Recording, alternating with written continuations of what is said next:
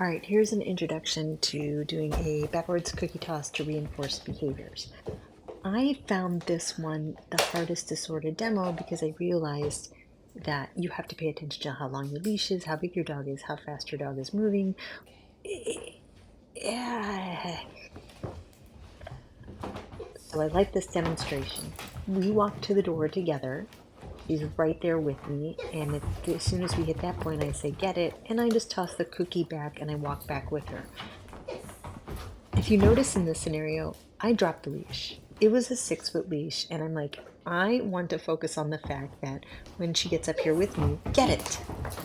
And she gets to run away from me and get a treat. But then we are walking together before I reinforce that walking with me behavior with that another get it and go chase a cookie toss. I have a dog who is obsessed with chasing squirrels and deer and fox. She can comport herself really well in the city, but if we get off on a trail, it's a big struggle. She is full horse, hauling butt to get to them, to chase them up a tree and yell at them. Loves them.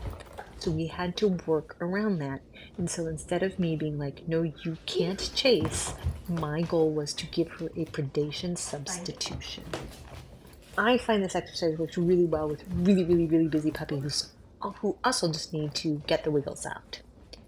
So I added a little bit to the game. I opened the door, and you can tell she's a little distracted. She's like, did I miss a cookie? So I'm just kind of waiting until she catches up. And you can also tell because I have a large dog who knows the game, she will often jump and try to snatch the cookie out of the air. So there's a lot of things going on with this. It looks messy, but the point is when she gets next to me, I'm saying, get it, and tossing the cookie behind me. And the only thing I did in this video so far was I added to the distractions. I opened the door so we could see what was going on outside. Now notice that she is not darting out the door, and that's not so much because I worked on weight, it's because she really likes chasing cookies. Yeah. Here's our outdoor version. I now have a 20-foot line, and so we're walking down the trail with the squirrel. Yeah. Beauty. The mouth is open, she's silly, she shows up, I toss a treat back off.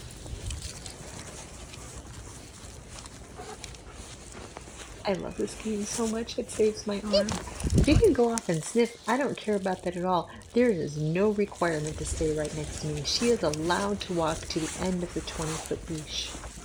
I do know that if I see a deer or a fox anymore, I can now recall her back to me with that get it cue because she knows she can chase something.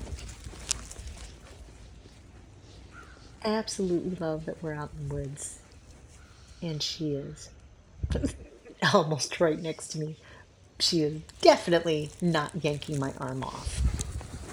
So, you might find this exercise a little frustrating, but if you have a dog with lots of wiggles or likes to chase the critters, let's talk about it and experiment more with this because you can get some really great behavior in a really fun way on that leash.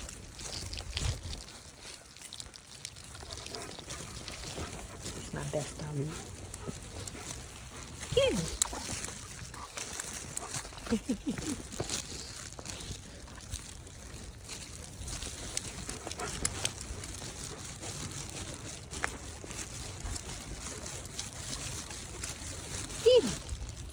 Thank you.